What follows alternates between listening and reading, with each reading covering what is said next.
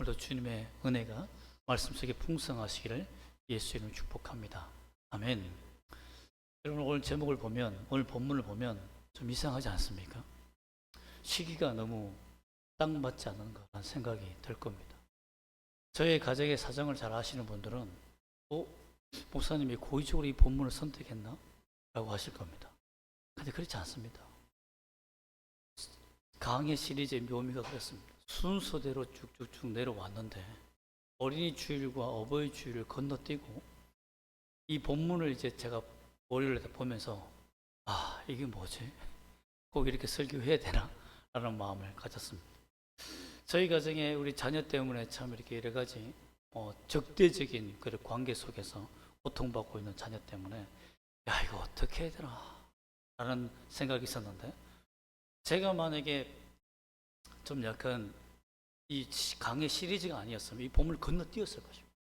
건너뛰고 다음에 하자라고 했을 텐데 참 문제가 이제 잘 해결되어가는 마무리 순간에 이 말씀을 전하게 되었는데 자식에게는 이 영적 폭력 아니야?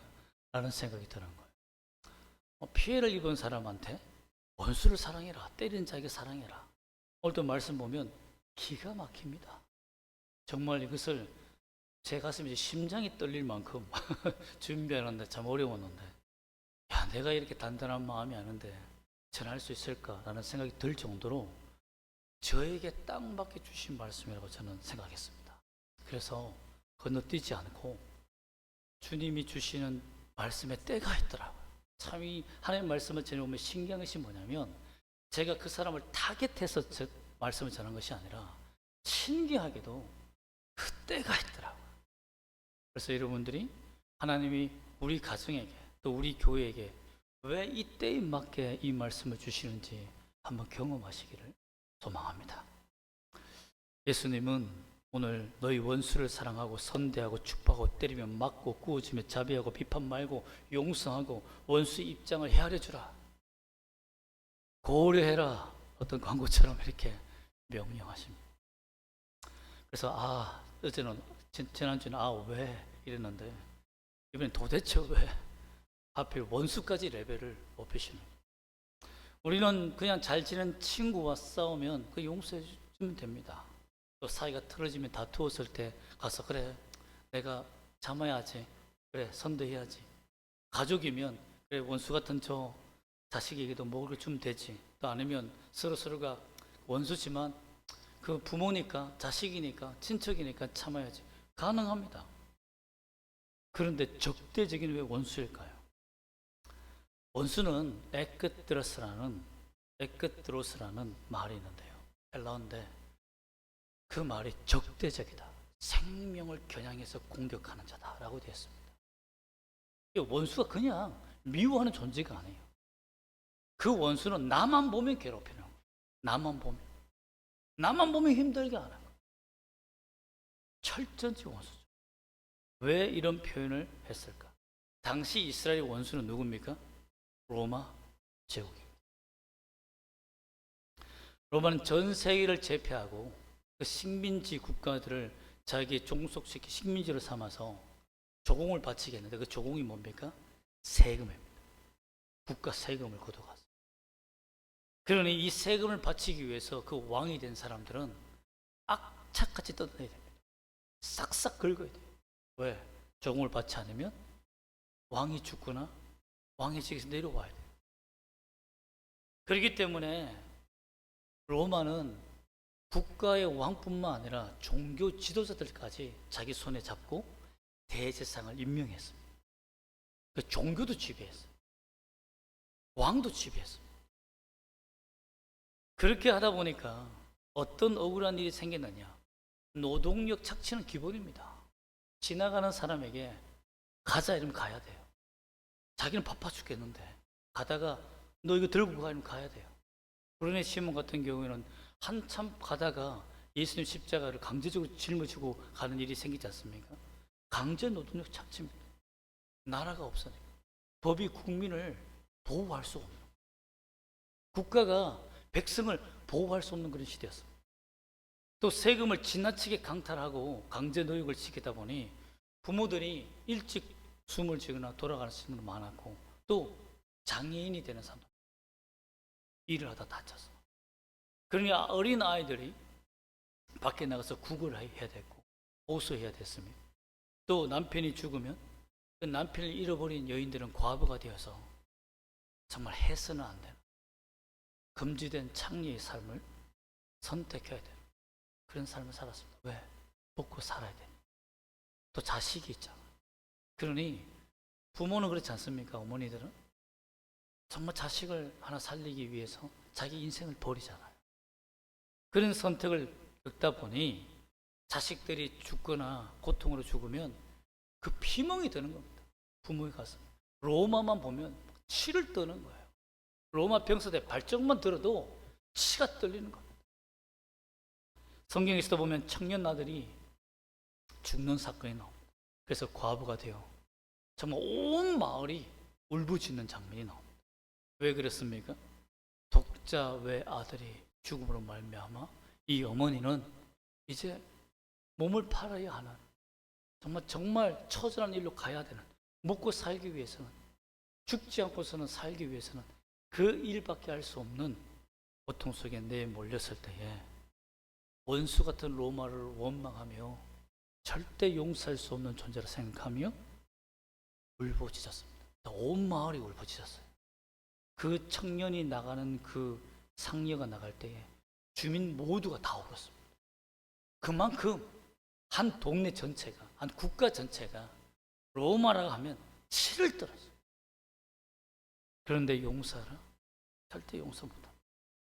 또한 유다 출신이 아닌 에돔 출신 왕 헤롯대 왕은 로마에 붙어서 그 정권을, 그 왕을, 그 권세를 유지하기 위해서 에돔 출신이니까, 유대 출신이 아니니까 얼마나 악착같이 악랄하게 했겠습니까? 사람을 때리고 잡아 죽이니라. 좀 여사로하고 로마가 십자가형을 자기 그 성전 그 위쪽으로 보이는 곳에 매달아 놓아도 그 사형 집행장을 거기에 둔 것도 허락했다. 성전 앞마당을 내어주는 아주 잔혹한 일을 저질렀습니다. 그러니 열심당 같은 사람들은 이 로마를 뒤엎어야 된다는, 그래서 칼을 품고 다녔습니다. 베드로도 평생 칼을 품고 다녔습니다. 나를 건들기면 건드려봐, 내가 보복하리라는 마음으로 살았다. 참 제가 이 감정을 잘 읽어낼 수 있는 이유도 잘 경험하고 있었기 때문에 아닌가 싶습니다. 자녀를 적대적으로 괴롭히는 아이를 향한 그 마음이 이 심장에 새겨지기 시작하면 잘 지워지지 않더라고요. 부모가 그렇지 않겠습니까? 상대가 나를 고의적으로 적대적인데 어떻게 한 번, 두 번도 아니고 계속해서 사랑하고 선대할 수 있겠습니까? 또한 종교 지도자들도 원수를 사랑하는 설교는 다 지나갔습니다. 할 수가 없는 거예요. 왜냐하면 전부 다 로마를 원수로 생각하는데 거기서 원수를 사랑하라고 설교하다간 그 학파에 지원하지 뿐만 아니라 오히려 백성들의 원수가 바리새인이 되는 거예요. 사두개인이 되는 겁니다. 그러니까 종교 지도자들도 원수에 대한 가르침보다는 자신들의 삶에 도움이 되는, 자신들의 학파에 바리새파를 유지할 수 있는, 사두개파를 유지할 수 있는 그 설교만 하는 겁니다. 본문을 자세히 비교해 보면, 마태복음과 비교해 보면 정말 치를 뜨는 말씀이 나오는데, 나머지는 주고 겉옷을 빼앗으며 속옷까지 주라 하며 할 수 있지만 오른뺨을 치는데 왼쪽도 돌려야 돼요. 여러분, 오른뺨을 치려면 어떻게 쳐야 됩니까? 이렇게 쳐야 돼요. 오른손잡이 이렇게 쳐야 돼요. 그러면 오른뺨을 맞게 되는 거죠. 여기서 노예나 비참한 자익을 치는 겁니다.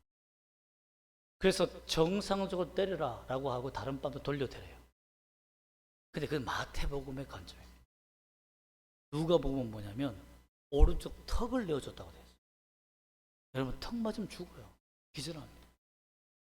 턱 맞았는데 정신이 혼미하는데 정신을 차려서 다시 때려 라고 하는 사람이 누가 있겠습니까? 그건 제정신이 아니지 않습니까? 맞았는데 기절하면 다시 일어나서 다시 때리라고 한다고요? 그러면 그런 잔혹한 그런 행동이 어디에 있습니까?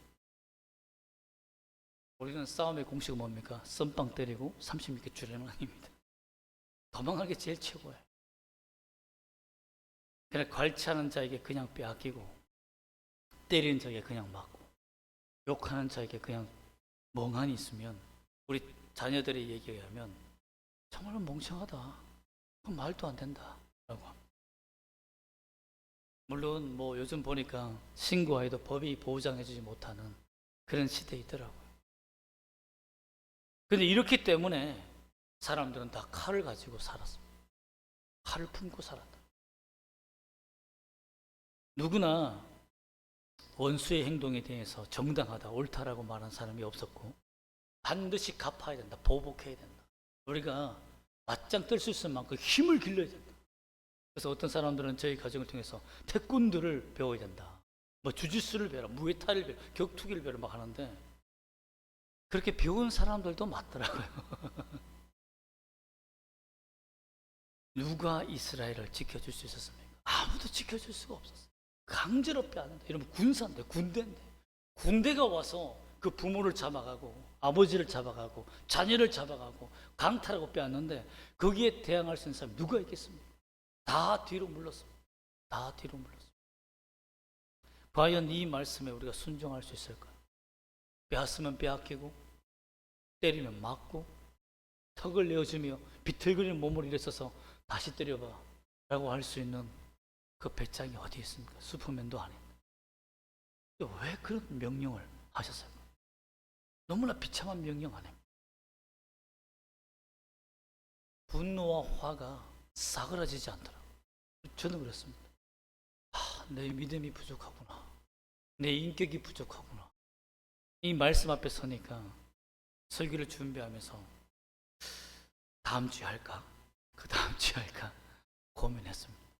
그러나 말씀을 계속 연구하면서 하나님이 35절과 36절 말씀이 제 심장에 새겨지게 하더라고요.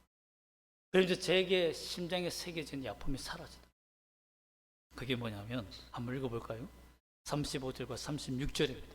한번 다 같이 읽어보겠습니다. 시작. 오직 너희는 원수를 사랑하고 선대하며 아무것도 바라지 말고 구워주라. 그리하면 너희 상이 클 것이요 또 지극히 높으신 이의 아들이 되리니 그는 은혜를 모르는 자와 악한 자에게도 인자하시니라. 너희 아버지의 자비로우심 같이 너희도 자비로운 자가 되라. 예수님은 뭐라고 말합니까? 너희는 하나님의 자녀다, 하나님의 아들이다. 하나님의 아들은 세상의 방식과 다르게 산다는 거예요. 왜냐하면 세상이 욕하고 멍청하다, 바보스럽다라는 그 행동이 하나님 아버지의 행동이라, 그 성품이라는 거예요. 그렇기 때문에 너희가 그분의 아들이기 때문에 아버지를 닮아 그 성품을 드러내는 것이 맞다는 것입니다. 그 아버지가 폭력군이라면, 폭군이라면 폭력으로 대했겠죠. 이게 싸움을 가르치고 그를 어떻게 하든지 했을 겁니다. 아버지가 참으시고 인자를 베푸시고 원수에게도 사랑과 기회를 주시고 헤아림을 주시는 분이기 때문에 너가 그 아들이기 때문에 참아야 된다. 아버지 성품을 닮아야 된다는 것입니다. 너희 아버지가 자비로우신 같이 너희도 자비로워라. 은혜를 모르는 자, 맞아요. 은혜를 모르는 자와 악한 자가 얼마나 많습니까? 그런데 그들에게도 인자했다는 겁니다. 누가? 내 아버지, 내 하나님 아버지. 독특한 표현이 뭡니까? 바로 지극히 높으신 이의 아들이라는 겁니다. 그러면 여성들은 싸워도 됩니까? 아닙니다. 여기 의미는 그 로마 상황에서의 아들이죠. 그 당시에는 아들에게만 상속권이 있었습니다. 노예든 무엇이든 힘이 있고 권력이 있는 뛰어난 아들에게만 상속권이 있었어요. 그리고 아버지의 명예를 드높일 수 있는 전쟁에 참여할 수 있는 기회를 주었습니다. 그렇기 때문에 아들이란 표현은 지금 말씀을 듣고 있는 이스라엘 백성들 보면 어린아이, 여성, 남성 다 있습니다. 노인들 다 있어요. 근데 하나님의 아들이라고 표현하는 이름 뭡니까? 바로 너희가 하나님의 나라의 뭐다? 상속자다. 하나님의 모든 권세와 능력과 권세를 받을 후견인이기 때문에 그 자격을 갖추라는 것. 그게 걸맞게 살아야 된다는 것. 너희가 그런 하나님의 아들이 아니라면, 마귀의 자식이라면 멋대로 살아도 된다는 것. 악을 행하든 왜 지옥 가면 되니까. 그러나 너희가 하나님의 나라의 아들이기 때문에 하나님 아버지를 내 아버지로 믿는다면 그 아버지의 뜻과 성품을 따라야 된다. 우리가 가정의 부모님들이 자식을 가르칠 때에 선을 가르치고 의를 가르치잖아요. 왜 그랬습니까? 가정교육 요즘 애들이 많이 하잖아요. 너는 가정교육이 잘못됐어 라고 말하는 애들도 많습니다. 근데 우리가 하나님의 그 나라의 가정교육이 잘못되면 어떻게 되겠습니까? 아버지의 명예가 더럽혀지는 거죠. 부모의 명예가 더럽혀지는 거죠. 지상에서는 어머니와 아버지의 명예가 더럽혀지기 때문에 자식이 참는 거 아니겠습니까? 그러나 이 말씀을 전하는 현재까지도 심장이 떨리고 흔들리는 것은 마찬가지입니다. 그러나 하나님의 명령이니까, 하나님의 뜻이니까 순종하는 것입니다. 지극히 높으신 하나님의 아들이라면 이 땅에 존재하고 살아가는 가치의 방식과는 다르게 하나님의 나라의 것으로 살아가야 된다라고 명령하고 있다는 것입니다. 선택이 아닙니다. 참 이해가 되지 않는 것이 아버지의 성품입니다. 원수까지도 사랑하시며 은혜를 모르고 악한 자들까지도 인자하라. 그 정신으로 살아가는 직업이 하나 있습니다. 어떤 직업인지 아십니까? 원수도 치료해 줍니다. 적군도 치료해 준 사람이 있습니다.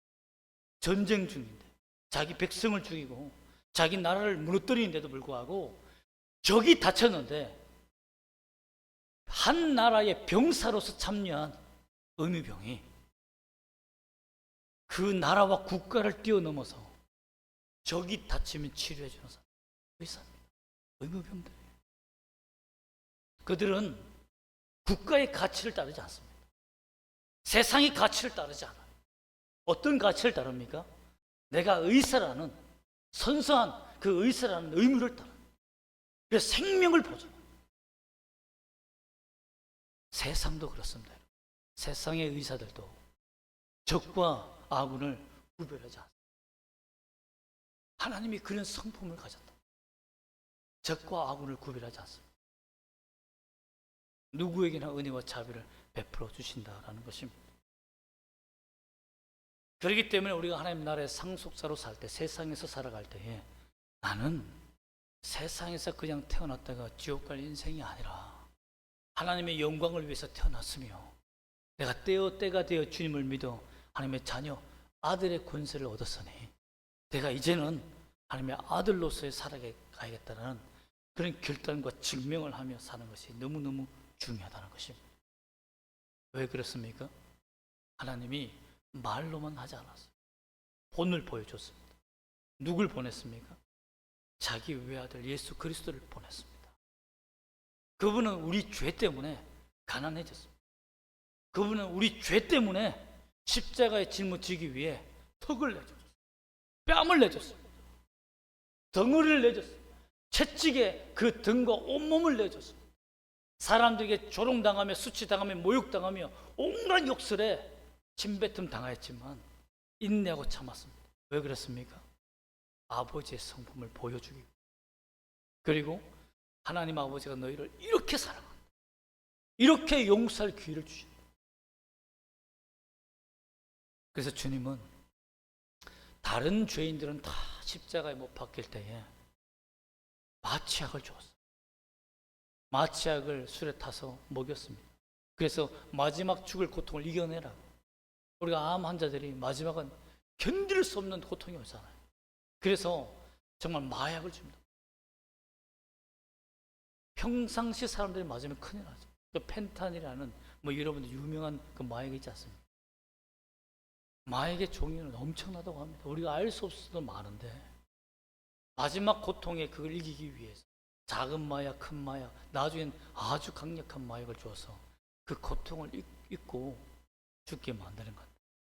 예수님께서 그것까지도 거절했어요. 왜? 정신을 잃어서 혹시 십자가에서 내려올까 봐. 그렇지 않겠습니까? 내려오고 싶은 것이 본성 아닙니까? 그러니까 예수님은요, 자기의 정신을 잃어버리지 않고 자신의 실수로 못을 뽑아버릴 수도 있잖아요. 자기가 한 말이 어떤 말인지 기억나지 못하면 다 저주해버릴 수 있지 않습니까? 끝까지 예수님은 자기 입술과 자기 힘을 빼고 십자가 죽기 위해서 어떤 마취약도 어떤 것도 선택하지 않았어요. 바보 같지 않습니까? 정말 바보 같은 사랑 안에 우리를 포기하지 않은 사랑을 보여줌으로 말미암아 하나님의 아들이 된다는 것, 내가 예수가 하나님의 아들이라는 것이 이런 삶이라는 것을 보여주었다는 것. 원수를 사랑하면 무엇이 덕이 됩니까? 손해가 무지막지하지 않습니까? 누가복음 6장 35절에 이 말씀을 믿기를 원합니다. 한번 다시 한번 읽어볼까요? 시작. 오직 너희는 원수를 사랑하고 선대하며 아무것도 바라지 말고 구워주라. 그리하면 너희 상이 클 것이요 또 지극히 높으신 이의 아들이 되리니 라고 되어 있습니다. 여기 두 가지 상이 나옵니다. 32절과 34절에 반복적으로 나오는 두 단어가 있습니다. 이게 뭡니까? 칭찬입니다. 칭찬. 단어가 칭찬입니다. 그 칭찬이 뭐로 연결됩니까? 상으로 연결되고 있습니다. 예수님은 원수를 이렇게 잘 대해주면 원수가 칭찬해 줍니까? 아닙니다. 즉 원수가 칭찬해 준다고 말하고 있잖아요. 주체가 누굽니까? 칭찬의 주체가 하나님이십니다. 하나님이 칭찬해 준다는 거예요. 하나님의 상이 있다는 겁니다. 여러분, 이렇게 행동하는 사람은 뭐가 된다고요? 지극히 높으신 이 아들이 된다고 됐습니다. 아들 예수 아닙니까? 그런데 예수님은 이 말씀을 하시면서 자기 지위를 포기한 거예요. 나만 하나님의 아들이야. 아닙니다. 너 이렇게 살면 하나님의 아들의 권세, 예수의 권세가 너의 권세가 된다. 찬송도 그런 건 있지 않습니까? 예수 권세, 내 권세. 여러분 그렇습니다. 주님이 자기의 자리를 우리 죄인에게, 원수에게 물려줬어요. 하나님을 치고 때리고 죄로 말미암아 공격한 원수, 그 아들을 죽인 원수를 향하여서 너희가 그렇게 살면 너도 하나님의 아들이 된다. 천국이 너희 것이다. 하나님의 나라가 너희 것이다 라고 말하고, 그 구원뿐만 아니라 상이 있다 라고 표현하고 있습니다. 상이 클 것이다. 그냥 상이 존재한다, 있다, 이 말이 아니에요. 클 것이다, 크다라고 되어 있습니다.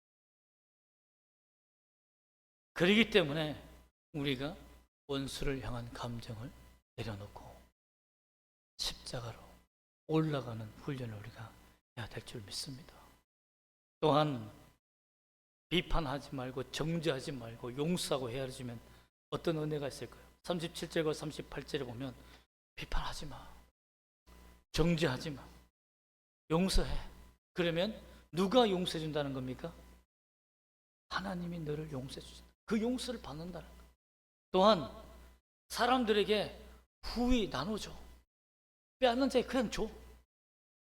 너가 그것을 지킬 수 없고 빼앗기겠거든, 그냥 줘버려. 하나님이 후히 그 헤아림으로 그 원수도 헤아려주면 그 헤아림을 너에게 줄 것이다 라고 말씀합니다. 원수를 헤아린다는 것이, 그 입장을 헤아린다는 것이 너무 어렵더라고요. 제가 진술서를 쓸 때에, 저는 그걸 도와주면서 쓸 때에 상대의 진술한 내용을 들어보니까 피해자가 가해자가 되는 것이 순식간이다. 화해할 수밖에 없어요. 화해할 수밖에 없어요. 감정이 상하면 다 폭력입니다. 그러니 할 수가 없더라고요. 그런 상황 속에서 내가 그 사람을 헤아려주면 내가 가해자가 되는 거예요. 세상 보면 그렇지 않습니까? 저 사람의 입장을 헤아려줘서 저 사람이 저렇게 있기 때문에 행동할 수밖에 없었어 이러면 정리가 돼버리는 겁니다. 이거는 안건이 아니네요 하고 넘어갑니다. 화가 머리 끝까지 나더라고요. 할 수 있는 것이 아무것도 없구나. 그런데 그렇게 헤아려지고 속상하지만 화해를 중재를 하고 이제 내일 사인을 하러 가는데요, 제가 이 말씀에 은혜를 받았습니다. 하나님, 내가 이만큼 헤아려 줬잖아요. 이만큼 헤아려 주면 하나님이 나에게 도로 헤아려 주신다고 했으니까 그 증명해 주세요. 이 말씀이 살아계신 하나님의 말씀이라는 것을 증명해 주세요. 저 오늘 이 말씀 선포합니다. 그대로 해 주십시오. 내게 주신 말씀이잖아요. 그래서 제가 제 아픔을 꺾었습니다. 그렇습니다. 우리 자녀들뿐만 아니라 다음 세대 아이들도, 우리 성도들도 하나님의 능력을 믿기를 원합니다. 주님의 능력을 믿었습니다. 여러분, 사도 바울이 사울이었을 때 한 짓이 무엇입니까? 교인들을 잡아 죽이는 겁니다. 그런데 그 교회로 목사가 되어서 갑니다. 쉽게 말하면 제가 반대로 말하면 가해자예요. 여기 있는 성도들의 자녀들을 유린하고 잡아 죽이고 폭행하고 정말 치를 떨고, 사울 이러면 치를 때는 석현 이러면 이 일을 가는 그런 성도들이 앉아 있는데 제가 목사가 되어서 여기 부임했어요. 가만히 있겠습니까, 여러분? 저는 반대입니다. 홍석현 목사님, 우리 교회 담임 목사님이 반대입니다. 이렇게 할 사람이 얼마나 많겠습니까? 그렇지 않겠어요? 아무래도 우리 정지사님이나 김경사님은 자식들을 너무 사랑하기 때문에 제가 여러분의 자녀를 만약에 그렇게 했다면 가만히 있지 않을 거예요. 잠깐 나와보시죠. 이렇게 했을지도 모릅니다. 여러분, 그렇습니다. 그것이 인간입니다. 저도 그랬을 겁니다. 그만큼 어렵다라는 것입니다. 그러나 하나님께서 헤아림을 주면 헤아려 주신다고 하셨으니까 그 교회가, 이 누가가 이것을 기록할 때 사도 바울의 그런 신세였고 교회의 원수였어요. 근데 교회가 그 사도 사울을 받아들였어요. 용서하고 받아들였어요. 뭐 때문에? 하나님의 나라의 하나의 형제가 되었다는 것 때문에 그 원수 같은 목회자를 자기의 지도자로 받아들였어요. 사도 바울이 위대한 게 아닙니다. 초대교회 성도들이 진짜 위대한 겁니다. 엄청난 거예요. 여러분은 제가 조금이라도 어떤 횡령이나 어떤 여러 가지 행동에 문제가 생기면 고발해야 됩니다 라고 했을 줄 모릅니다.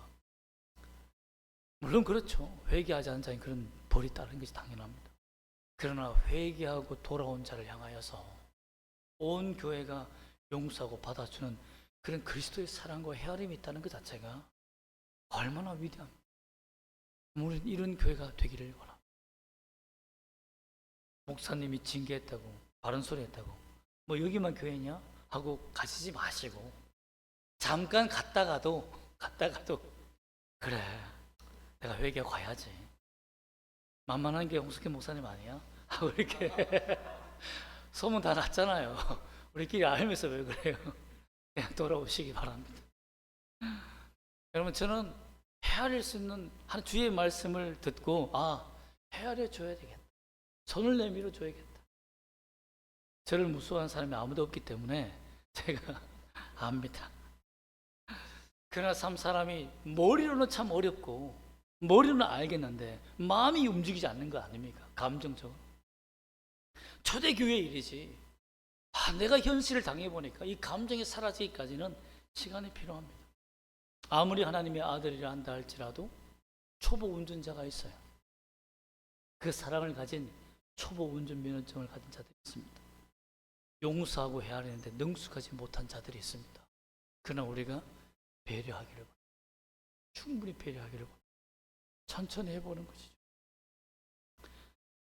이 모든 고통이 하나님께 비하면 예수님의 십자가 앞에 섰을 때에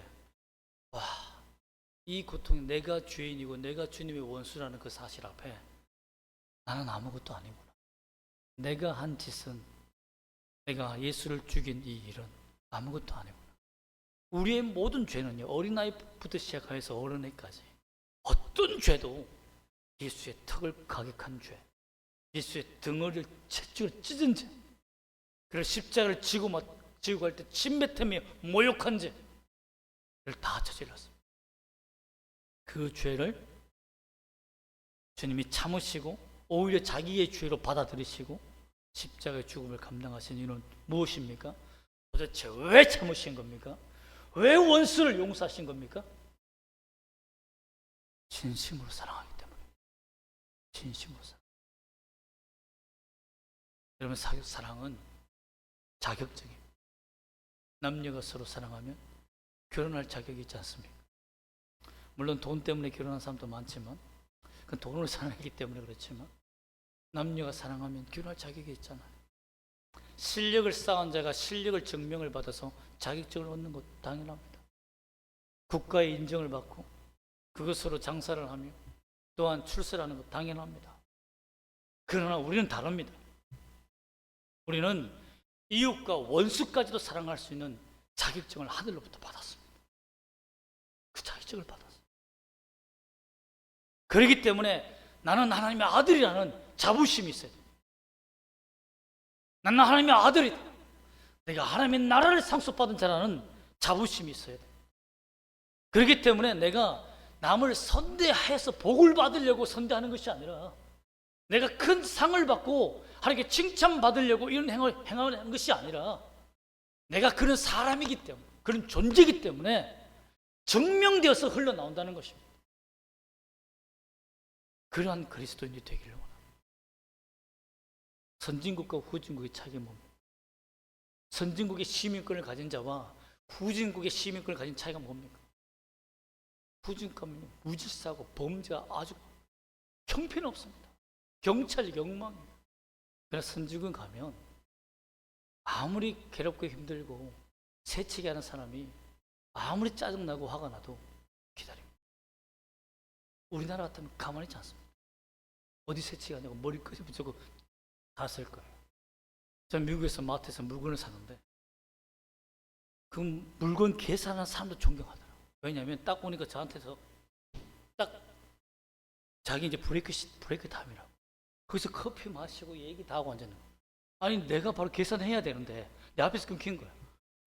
한 30분을 기다렸어요. 정말 화가 이만큼 나요. 우리 같으면 다 엎었어요. 그렇지 않겠어요? 그래, 다 기다립니다. 다 기다립니다. 한 명도 불평하지 않습니다. 다 기다립니다. 여러분, 그렇습니다. 하나님 나라에 시민권이 있는 사람들은 사랑을 행할 수 있는 자격증이 있습니다. 그것이 그냥 야매로 받은 것이 아니라, 요양으로 받은 것이 아니라, 주 예수 그리스도를 믿음으로 말미암아 거듭남으로 성령을 통해서 너 자격이 있어라고 받은 겁니다. 그렇기 때문에 우리가 하는 말, 우리가 바보이기 때문에 멍청하게 부드럽게 말하는 게 아닙니다. 우리가 멍청하기 때문에 헤아려 주면서 얘기하는 게 아니에요. 하나님의 아들이기 때문에 그렇게 말하는 것입니다. 그러므로 원수를 사랑하는 것은 하나님의 성품을 닮은, 내 아버지를 닮은 아들이 되었다는 것이라는 증명서를 발급해 주는 것 똑같습니다. 그럼 어떻게 하나님의 아들 예수 그리스도 같은 존재로 살까요?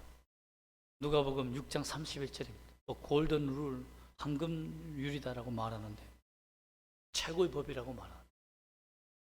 사실 이 본문을 해석하면 다 포함되어 있습니다. 한번 읽어볼까요? 6장 31절입니다. 시작. 남에게 대접을 받고자 하는 대로 너희도 남을 대접하라. 왜 이게 황금률입니까? 저는 이 말씀을 어릴 때 읽을 때는, 아니, 이 설교를 준비하기 전에도 어떤 생각을 했냐면, 그래, 남에게 잘 대우해야지. 내가 식사한 대접 잘하고 남에게 인격적으로 잘 대우하면 나도 그렇게 대접받겠지. 그래서 남에게 그렇게 대접하는 게 맞아, 이렇게 생각했는데, 제가 이번 사건과 이 말씀을 준비하면서 하나님이 깨닫게 하신 것은 이게 예수님의 마음이었다는 것을 알게 됐어요. 나, 원수인 너희 사랑하며 나를 사랑하기를 원해. 나를 사랑하는 대접을 해줘. 를 원했기 때문에 예수님 먼저 십자가로 대접해 주셨다는 것. 먹을 것을 대접하는 것이 중요한 것이 아니라 사랑을 대접해 줬다. 그래서 여러분, 기독교가 사랑의 종교다. 정말 가족 사랑의 위대한 결정체, 예수 그리스도께서 우리에게 보여주신 그 사랑이 아닌가 싶습니다. 또한 하나님이 구원해 주시고 보상해 주심을 바라봐야 됩니다. 그리고 실천해야 돼요. 시편 58편 10절에서 11절 말씀을 보면, 제가 요즘 시편 말씀을 지금 통독하고 있는데 시편 58편 10절과 11절 말씀이 그렇게 마음에 쾌감을 주었는데 오늘 말씀 때문에 다 망쳐버렸지만, 그러나 이 말씀이 우리에게 어떤 결단의 말씀인지, 어떤 하나님인지를 보여줄 수 있습니다. 제가 봉독해 드리겠습니다. 의인이 악인의 보복당함을 보고 기뻐하며, 그렇지 않습니까? 의인이 악인의 보복당함을 보고 기뻐하며 그의 발을 악인의 피에 씻으리로다. 악인이 죽는데 얼마나 기쁜 말씀입니까? 그때 사람의 말이 진실로 의인에게 갚음이 있다. 야, 의인에게 갚음이 있다. 진실로 땅에서 심판하시는 하나님이 계시다 하리로다. 그래, 하나님이 갚아주셨어. 이런 것을 보게 된다는 거죠. 근데 그것만 집중한 것이 아니라 진실로 의인의, 그럼 의인이 누구야? 라고 했을 때 다윗은 갚지 않았다는 거예요. 여기에 키포인트가 있었다는 거예요. 사울 왕을 죽일 수 있었지만 두 번이나 살려주었고, 압살롬을 죽일 수 있었지만 도망갔고, 그런데 어떻게 했습니까? 하나님이 다 갚아주셨잖아요. 그렇구나. 하나님이 왜 다윗을 자기 마음에 합한 자라 했는지 알겠다. 그렇습니다. 하나님은 하나님의 성품을 드러내는 아들을 합하다 하는 거예요. 기뻐하다는 거예요. 그래서 예수님께서 십자가에 못 박히시고 다 이루었다고 했을 때, 내가 하나님의 성품을 다 이루었다, 너에게 다 보여주었다. 원수를 사랑하는 방법, 십자가로 돌아오는 방법, 하나님을 사랑하는 방법, 아버지 하나님을 아버지라 부를 수 있는 그 방법을 다 보여주었다라고 선포하고 있다고 저는 믿습니다. 악한 사람이나 악한 영이나 공통된 부분이 있더라고요. 시편을 쭉 보니까 악을 행함에 있어서 양심의 가책을 가지면 안 돼요. 악한 자가 양심의 가책을 받으면 흔들리는 거예요. 눈빛이 흔들리는 거예요. 악을 행할 때 집중해야 돼요. 악인들도 절대 흔들리면 안 돼요. 여러분도 그렇지 않습니까? 말씀을 듣다가 여기서 잘못 집중하면 예수님을 제대로 믿기 때문에 겁이 나서 좀 약간 흔들리잖아요. 졸기도 하고 딴 생각하기도 하지 않습니까? 사탄들은 집중합니다. 양심의 가책을 가지면 안 돼요. 그렇습니다. 가책 없이 행하는 자와 동등하게 살 필요는 없습니다. 우리는 흔들려야 돼요. 의인의 삶에 집중해야 되는 거예요. 세상은 조롱하고 비난하고 세상의 주먹이나 돈 같은 실제적인 힘의 법칙을 깨우쳐라고 가르칩니다. 그러나 우리는 깨우쳐야 돼요. 하나님의 힘을, 그 사랑의 힘을, 아버지 성품을 깨우쳐야 합니다. 왜냐하면 이 세상의 삶이 전부가 아니기 때문에. 이 세상의 삶이 전부라면 마음대로 사세요. 그러나 이 세상이 끝나는 날 여러분은 주님을 보게 될 것입니다. 의인이든 악인이든 다 주님을 보게 되어 있습니다. 주님이 다시 오시는 그날에 악인은 악인대로 부활하여 영원한 심판에, 의인은 의인대로 부활하여 영원한 천국으로, 생명으로 들어가게 되어 있습니다. 그렇기 때문에 참 부모이신 하나님을 우리가 따라 살 수 있는 우리가 되기를 소망합니다.